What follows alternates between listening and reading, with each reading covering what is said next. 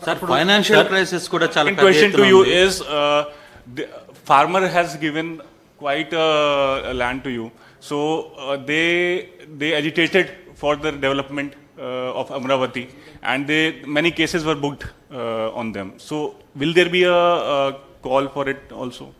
No, what I'm saying, all cases unnecessarily harassment has been done towards them.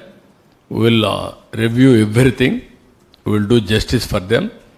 And also 5 years they are on the roads to protect Amravati.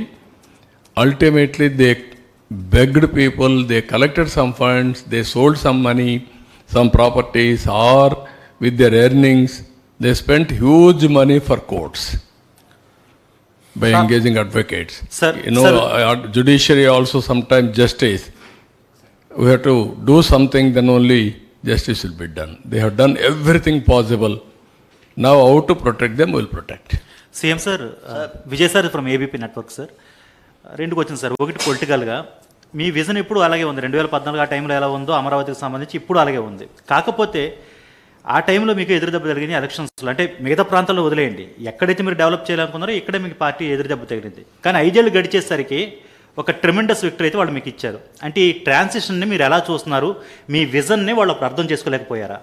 రెండో question, మళ్ళీ భవిష్యత్తులో ఎప్పుడన్నా ఏదన్నా సుదూరకాలం కావచ్చు, మరొక ముఖ్యమంత్రి ఎవరైనా వచ్చి నేను రాజధాని తీసుకెళ్ళి కడపలో పెడతాను, శ్రీకాకుళంలో పెడతాను అనకుండా లీగల్గా అమరావతి ఏపీకి రాజధాని అన్నట్టు సిమెంట్ చేయడానికి లీగల్గా ఏదైనా అవకాశం ఉందా? రెండో పాయింట్ ఎగ్జామిన్ చేయాలి. ఎవ్వరు కూడా మరీ ఇలాంటి మెంటల్ ఫెలోస్ వస్తే తప్ప ఇంతవరకు ఇండియా చరిత్రలో రాజధాని మారుస్తా అన్నాడు ఎవడు లేడు. స్వతంత్రం వచ్చిన తర్వాత ఎవరన్నా ఉన్నారా? నాకు తెలియదు, మీరు చెప్పాలి. నేను కూడా 45 ఏళ్ళు రాజకీయాల్లో ఉన్నా, అట్ ది హెల్మ్ ఆఫ్ అఫేర్స్లో ఉన్నా. నేను ఎవరిని చూడలా. First time I'm seeing a different politician. మీరందరూ అర్థం చేసుకోవాలి, ఎవడు రాలా. అలాంటి తిక్క వాళ్ళ దగ్గర, పిచ్చోళ్ళ దగ్గర కూడా రాష్ట్రాన్ని కాపాడడానికి ఏం చేయాలో ఆలోచించాలి ఇప్పుడు. Not only for Andhra Pradesh, it is a case study for the country. దేశానికి కూడా ఒక కేస్ స్టడీ ఇది ఇప్పుడు. రెండోది, ఓసారి బాధేస్తుంది. నా ఇంటెన్షన్స్ ఆర్ గుడ్. ఓసారి నా ఇంటెన్షన్స్ ప్రజలు అర్థం చేసుకునేట్టుగా నేను చెప్పలేకపోవడం కూడా నా తప్పు కావచ్చు. లేకపోతే వాళ్ళు కూడా ఓసారి ఎమోషనల్గా డిస్టర్బ్ కావచ్చు. అల్టిమేట్గా రిజల్ట్ ఈజ్ సేమ్.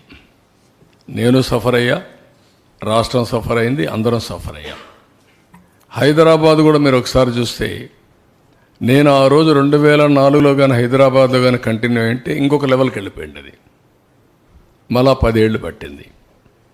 ఈ రాష్ట్రం కూడా 5 ఏళ్ళు కానీ కంటిన్యూ అయింటే, కంటిన్యూటీ ఆల్వేస్ క్విక్ రిటర్న్స్ వస్తాయి, ఫాస్ట్ గ్రోత్ వస్తుంది, బెటర్ ఎకానమీ ఎస్టాబ్లిష్ అవుతుంది. అక్కడ గ్యాప్ అనేది కొంత నష్టం జరిగింది, కానీ నేను రిపెంట్ కావడం లేదు. నేను ఎప్పుడు కూడా పాజిటివ్గా ఆలోచిస్తా.